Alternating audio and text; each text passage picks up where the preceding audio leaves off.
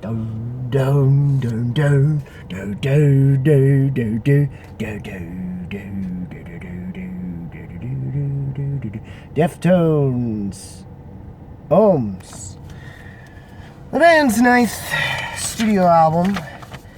Yeah, eventually I'm going to get the damn physical copy. At least hopefully by the year-end list. But anyways.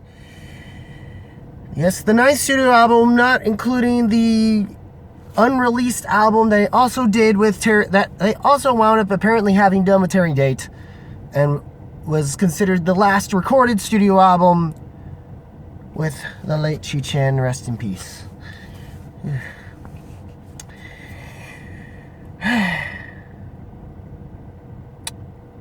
In fact, it's even weirder given the circumstances of things that, given that it's working with Terry Date and the fact that last time they worked with Terry Date, they were working with Chi! And apparently there's a possibility that somehow some fans theorize that these eyes line up with apparently Chi's from the photo a little bit when he was in the hospital. The ominous!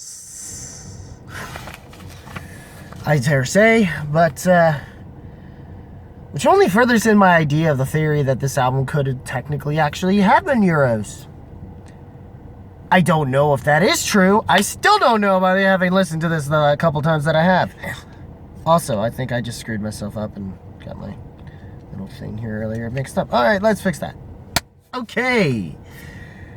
This not only my studio album, it is probably like also more ominous in the sense that this album is literally the first like they've seemed to have done since White Pony.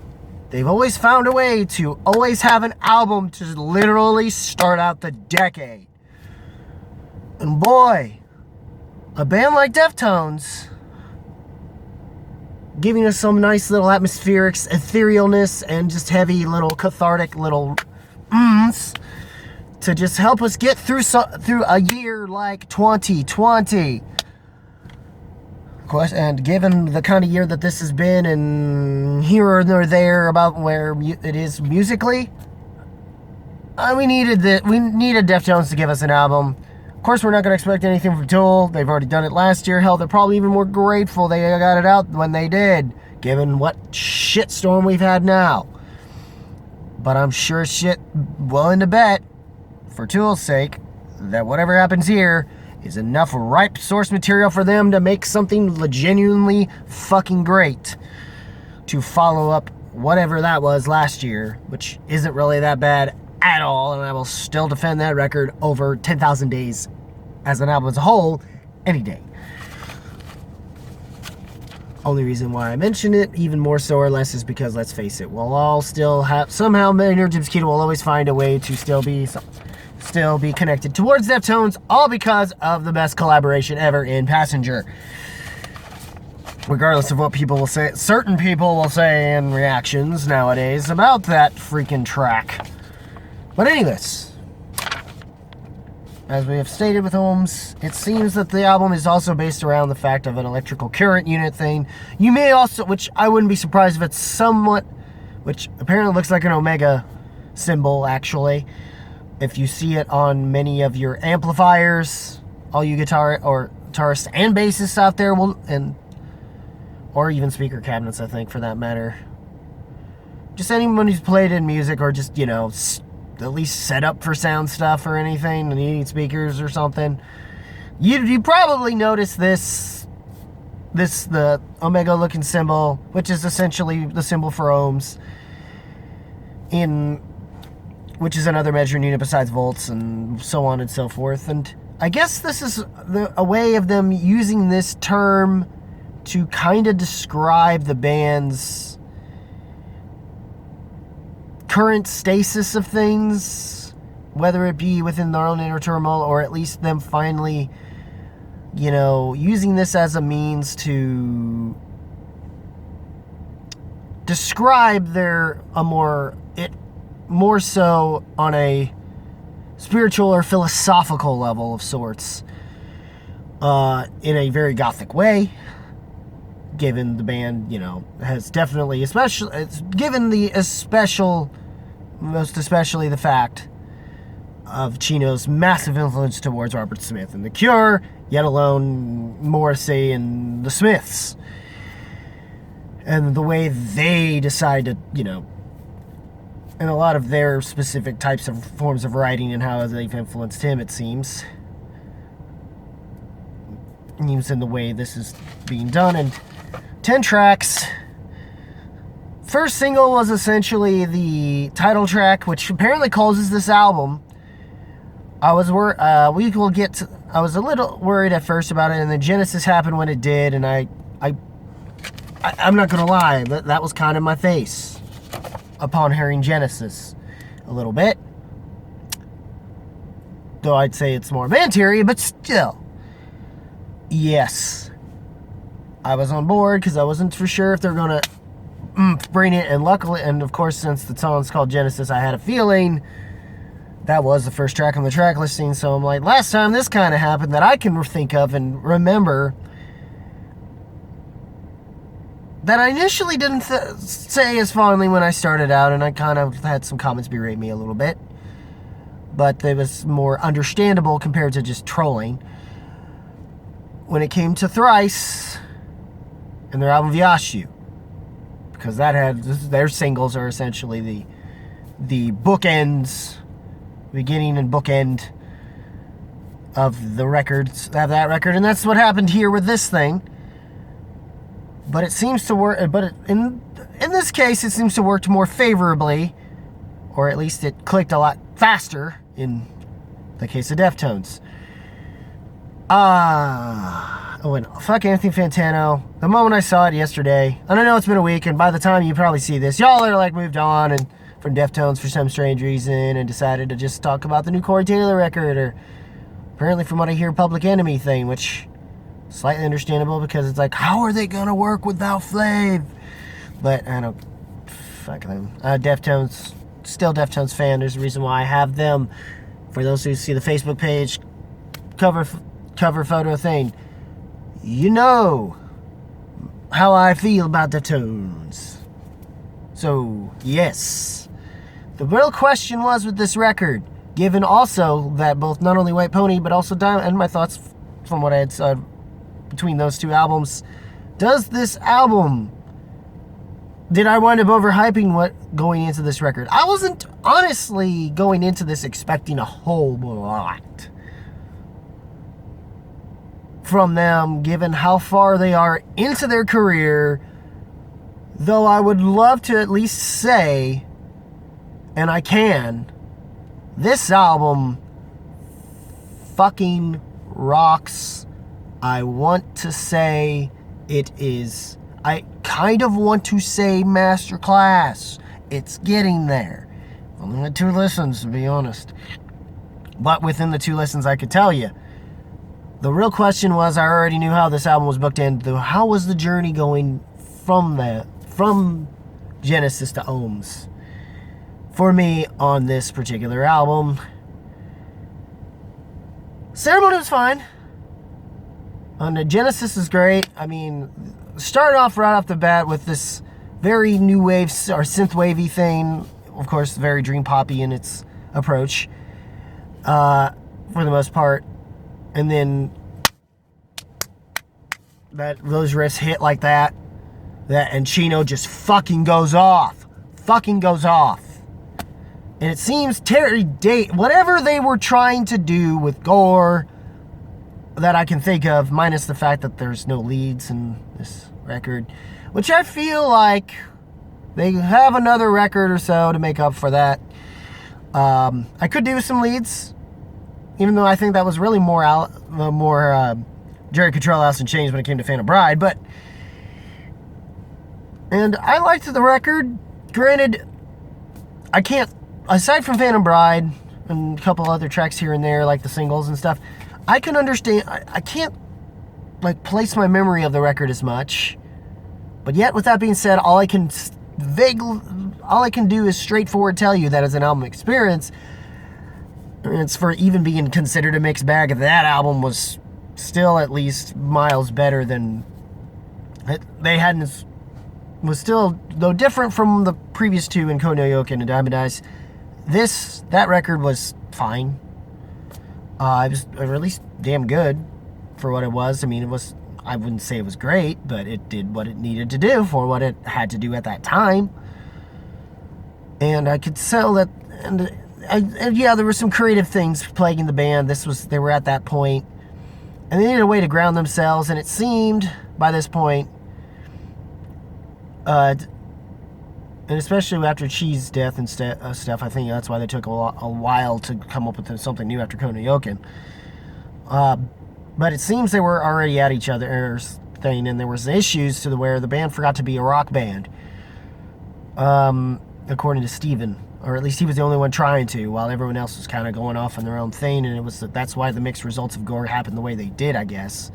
And it seems Terry Date has come in to basically do his thing and save the day and get the band back on track, and hopefully he sticks around and keeps them on track until they decide to call it quits. And of course by that point, they may as well just release Euros, just to get, or at least what was assembled, they could assemble out of Euros, and get out of the way, you know. It's the only album they don't have that hasn't been released yet, so. But overall, I did enjoy what we got out of this, and, you know, him going off, I reject both sides of what I've been told. I've seen right through, now I watch how wild it gets. They achieve balance, approaching a delayed rebirth. And of course, the echoing way of him doing it. It's sort of a pre-chorusy thing, and then going back to your verse of, I'm positive there's no sense to what I'm being sold, yet here I go. I watch how wild we get. Can you taste your life balanced? How will you spend your time reborn? Climbing out of the ashes, turning time inside out. We're miles beyond the sound. We'll start again, taste a lifestyle that never gets old, yet here we go. Just watch how it gets. Going back to the previous first pre-chorus and then climbing out of the ashes, returning time inside out. We're floating off in the ether. We're miles beyond the sound. We're everywhere, no need to return. I'll show the way.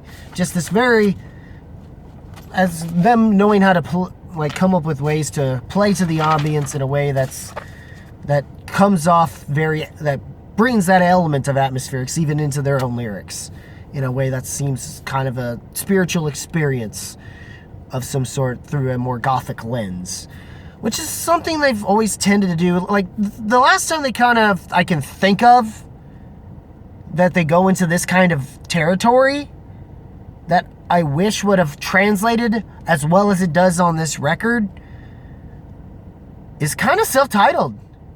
If you think about some of the lyrics, I mean, some of it's kind of reminiscent of stuff like Minerva. I mean, I like some of the lyricisms that's on those records, actually. It's just, I hate the execution of the overall sound they chose in comparison. And I guess they wanted a more crossover thrashy sound and crossover thrashy skate punky sound. And it just did not work. It just did not work in the way that it seemed, the raw way that it seemed to have worked in Adrenaline. And plus, it was sort of like you could tell with that record, they were like at each other. The band members might as well have been at each other's throats, and Terry Day couldn't do anything to keep them grounded at that point because they were so used to working with them after 3 albums straight. So this one was more like what happened with Steve Willoway coming back for Dave Matthews Band after the rest of what became of the band after the one sax player had died in a motorcycle accident. And they were able to do with what they could with what he had written with them. And then after that, they just kind of got used to themselves, I guess, on the road. And then I think when they went to Steve Willoway to kind of give them something to go off of, even though anything they'd done, the album after that was disappointing and I couldn't really talk about it there. And I'm not trying to compare it. It's just a similar situation, I would say, in the sense of them going back to their roots, of this band going back to their roots with Terry, in this case for Deftones, Terry Date, and making something even better out of their own situation. But differences is Gore was a mixed bag, even though I personally thought it's still amongst some of their better works, or at least somewhere in the middle between their masterclass achievements they've made and what has been consensually the mixed bag, the lesser than materials that usually came post White Pony, pre Diamond Dives. Minus Euro since it hasn't been released, but yes. And Genesis was great. It felt like the usual Deftones. I thought they had got rid of it altogether, and I was worried they would go there, and that's what Genesis proved I was wrong. It was just show that the variety of things they were going for.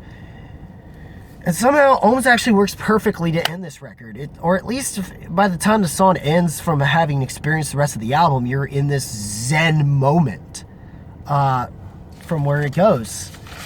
And but Ceremony was just fine, but I mean, but you're wondering when the album's kind of starting to get going a little bit, and your ants hit those fucking riffs.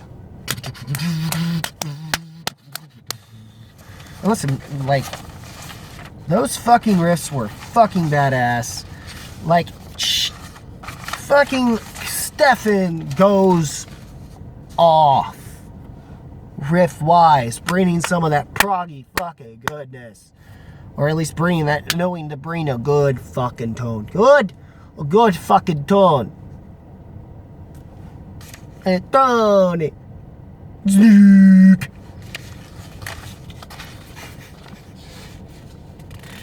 And just going off on this thing.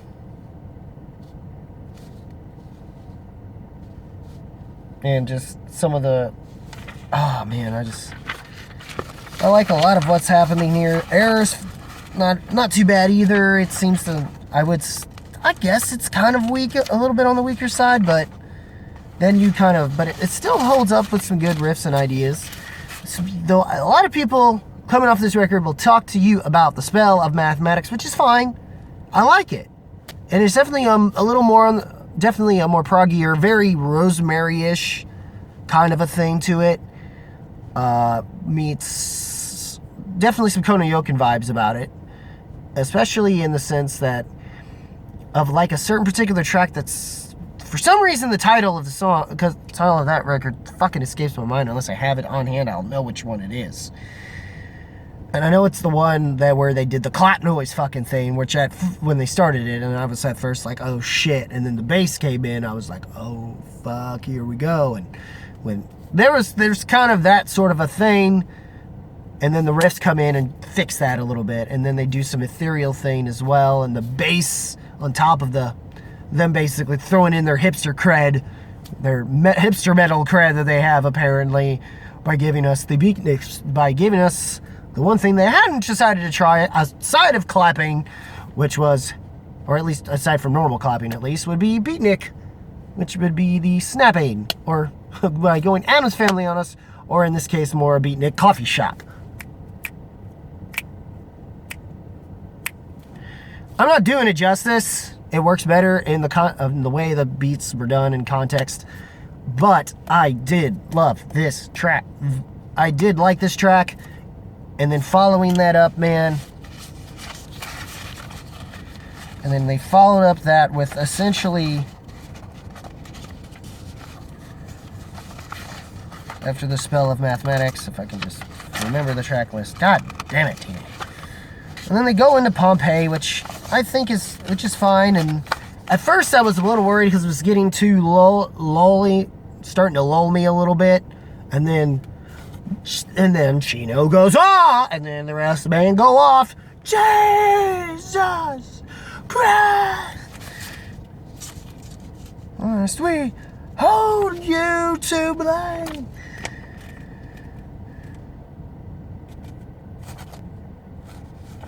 It's just stuff like that, just, or at least that's the second time they do it, but like I said, and they go off on that, and it still kind of does experiment a little bit still with their keyboards, all this other stuff, and then all of a sudden, and then of course things start to hit again with the next 1-2 punch between,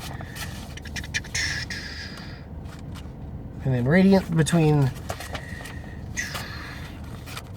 in terms of riffing between that and Radiant City, between the Link is Dead and Radiant City, Link is Dead being more of a sort of this point in which he seems that it's going off, that he's going completely off, and he's the link to to his humanity, to his sanity, is dead. And he's starting to lose it and shit. And then it just goes crazy from there. And Radiant City were great. And then Headless, a lot of people want to bitch about this song, but I love the riff on it. It's not like, none of the riffs feel necessarily repetitive in that way that Self-Titled had for me, in an annoying way. There's none of that here. There's none of that here. Oh, it's good.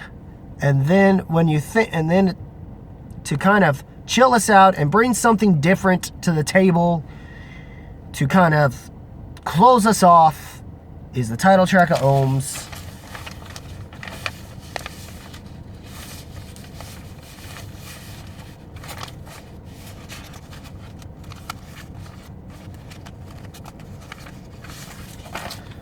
With that riff and Chino just kind of chilling out, and it's very skate. It's more probably the brightest sounding in tone riff wise I've heard, and apparently you can do this on 6-string. I'd love to have learned it, and wish I would have had time to prep for that too, even though it's been a week. But anyways, we're surrounded by debris of the past, and it's too late to cause a change in the tide, so we slip into our hopeless sea of regret as I stare through the haunted maze in your eyes, right through where I'll remain for all time. And time won't change this promise we made. Yeah, time won't change this. It's how it'll stay. This is our time. We devour the days ahead. We've possessed by these changing times. As we slip on through, we promise to meet again somewhere. Through the haunted maze in our minds, right through where we shall remain for all time. Yeah, time won't change this promise we made, and the time won't change this, we shall remain. Before having this nice little riff off, and just adding this journey as if you're ascending upwards, and into the sky of the ether, and possibly to the heavens itself. And you do get that feeling with this by the time you get to this point.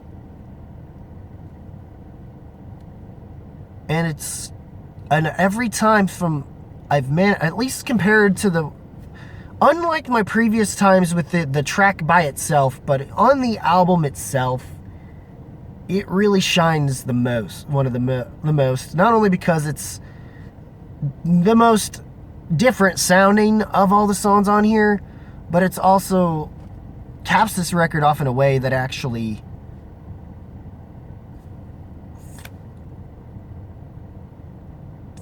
makes you feel, by the end of it, you feel this sense of completion in it. And just fucking Bill and Ted levels of whoa. You know? And that's why overall I gotta say this album rocks, and why it had not only why I almost, after going through and saying this, will say fuck it. It's going to be Masterclass. I don't know if by the end of the year I will have this at the tippy top. I'm still kind of holding that. Top 5, top 3 for sure. But I'm still kind of holding the Code Orange, and I feel like this would be the way this comes off. It's a good follow-up on the heavier side, while also giving me something by the end of it to kind of be this nice little pick-me-up I might need after going through something as brutal, as visceral as that Code Orange record, that's for sure. And maybe even a better pick-me-up coming off of something like, I don't know, what we all needed for 2020 anyway, you know? So, as far as, if there is an album maybe amongst my top ones in 2020, that's at the very least amongst a band you could always trust, that is amongst the new metal scene, that has surpassed it to the point of being considered influential to the likes of it more so of just being more alternative metal that got lumped into nu metal, that surpassed it and became more essential to post-metal, post-hardcore, screamo, and even to some extent the more screamo-y stuff. Even the screamo bands love these guys, and and all the indie hipster kids. They were a band that was meant for everybody, you know. They surpassed what nu metal was. They were more than that. That's why this band still manages to be as good as they are for more than almost 30 years, actually. I'd give it about 25, 26 years, maybe. Then again, if you're not counting the stuff before Adrenaline had come out, I'd say they're already like 30 years. And still remain relevant, while still not having to do a whole lot to change, you know? And that's kind of why Deftones deserves to be one of the greats, and why when we no longer have them around, it will be a sad day. Maybe not as sad as any day that has been amongst 2020, minus, you know, the release of this album. But, yeah. Overall, good. Of course, highest of recommendations. Must listen. And definitely will be putting it, as far as I'm concerned, amongst your top, even though some people probably still put Adrenaline up there.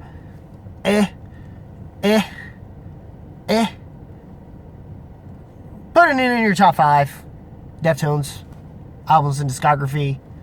Don't know if you want to put whether or not it deserves to be somewhere in between your Around the Furs, White Ponies, and your Koi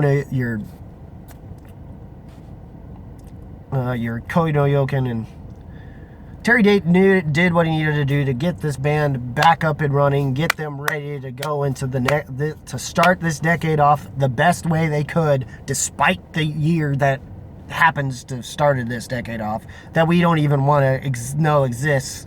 If there's ever a reason we want to acknowledge the existence of 2020, it's because Deftones released an album in this year. And that's all we need. Aside from, you know, a certain band that had released before, you know, all the bullshit happened, and, you know, this is what we needed to just... So Deftones OHMS, what did you guys think of this? Was it that ethereal experience that you needed to just get yourself by? You know? They still killing it for you? Or are you being a curmudgeon like Fantano? Leave a comment below, let me know. If you like this video, rock the like button with thrust if you must. Link in the description of my Facebook page. I may or may not decide to put links in the video description to my other videos that I have done for Deftones, whether it be Around the Fur, the anniversary stuff I did for White Pony, and Diamond Dies last week, as well as discography review things, because discography countdown review thing, random rankings, I think I called it. I'm trying to remember. But might bring that back. I don't know. We'll still see.